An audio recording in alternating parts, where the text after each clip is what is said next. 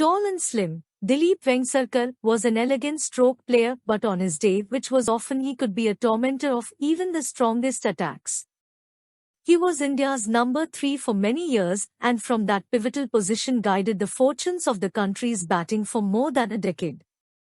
He burst upon the scene as a talented teenager when he scored a breezy 110 for Bombay against the rest of India in the Irani Trophy match at Nagpur in 1975, in the process taking a heavy toll on Bishan Bedi and Irapalli Prasanna, then at their peak. On his immense potential, he was straightaway inducted into the Indian team, but success was rather slow in coming. It was not until the tour of Australia in 1977 to 1978 that Vengsarkar established himself in the side, after which, for the next 15 years, he was one of India's batting bulwarks. From the late 70s to the late 80s, he was among the best batters in the country, and, during a purple patch in the second of those decades, he was very nearly the leading player in the world. From 1986 to 1988, in 16 tests, he scored 800s. Vengsarkar's best-known feat, of course, is being the first to score 300 against England at Lord's. A superb player of the drive, he could also pull effortlessly and hook fearlessly. He put on an unbroken partnership of 344 for the second wicket with Sunil Gavaskar against West Indies in Calcutta in 1978 to 1979, then an Indian record. Vengsarkar led the country in 10 tests, but lost the captaincy in 1989 following a controversial tour to the USA to play some festival matches. He lost his place in the side temporarily, and though he was brought back for a few games in the early 90s, he was never really the same commanding player.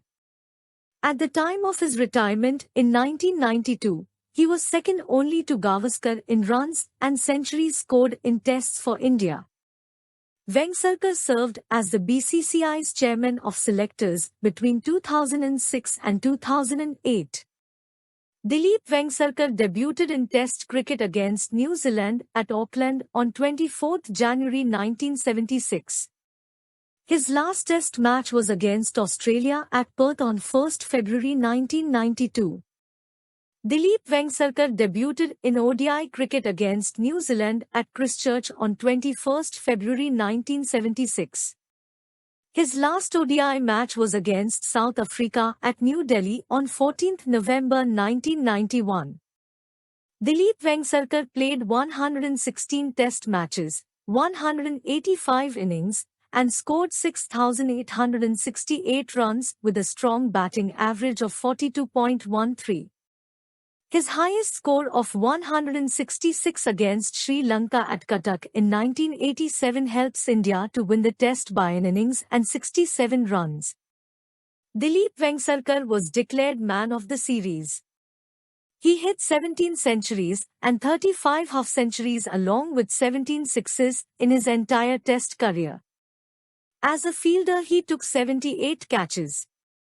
Dilip Vengsarkar played 129 ODI matches, 120 innings, and scored 3,508 runs in his entire ODI career with a decent batting average of 34.73.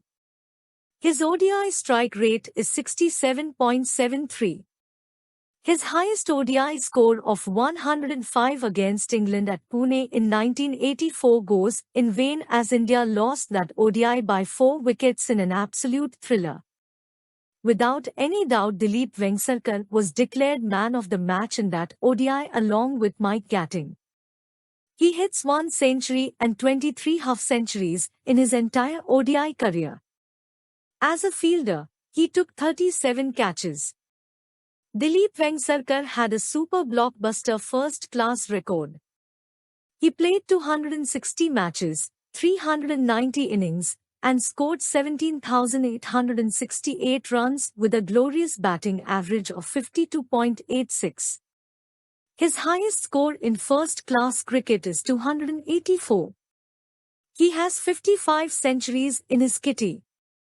He also took 179 catches as a fielder in first-class cricket. In List A cricket, Dilip Vengsarkar played 174 matches, 162 innings, and scored 4,835 runs with a batting average of 35.29. His highest score in List A cricket is 105. He has one century in his kitty. He also took 51 catches as a fielder in List A cricket.